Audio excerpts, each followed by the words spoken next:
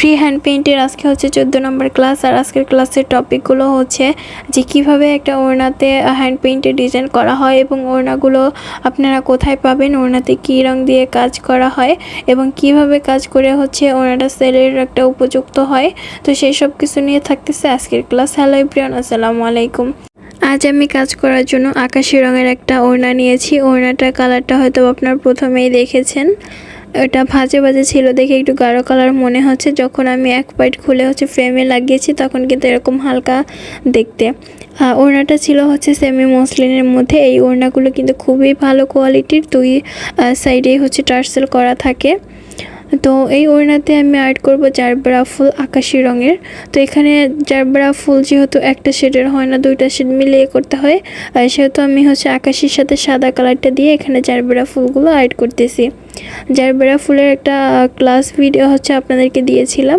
Gerbera ফুলের ক্লাসটা হয়তো বা অনেকেই দেখেছেন বা অনেকেই দেখেন নাই। তো যারা দেখেন নাই তারা হচ্ছে আজকে ক্লাসটা দেখলে অবশ্যই শিখতে পারবেন।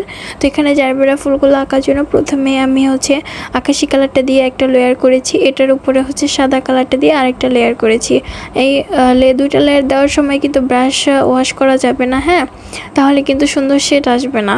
আপনারা ব্রাশটা না ওয়াশ করেই হচ্ছে সাদা কালারটা দিয়ে যে আকাশি কালার পাপড়িগুলো দিয়েছেন ওগুলোর মাঝে মাঝে হচ্ছে সাদা কালারটা দিয়ে একটা করে পাপড়ি দিবেন, তাহলেই কিন্তু জারবেরা ফুলগুলো হয়ে যাবে।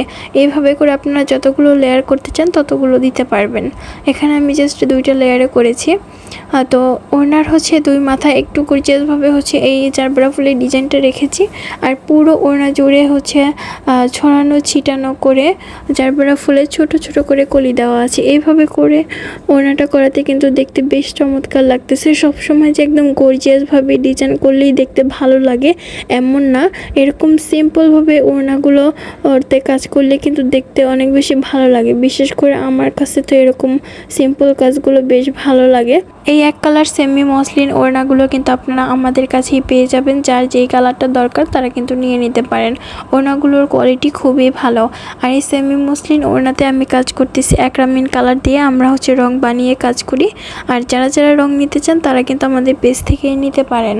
এরপরে জারবেরা ফুলের মাঝে রেণুগুলো দিয়ে দিচ্ছি হলুদ কালারটা দিয়ে। এই রেণুগুলো দেওয়াতে কিন্তু ফুলগুলোর সৌন্দর্যটা স্পষ্টভাবে বোঝা যাচ্ছে এখন।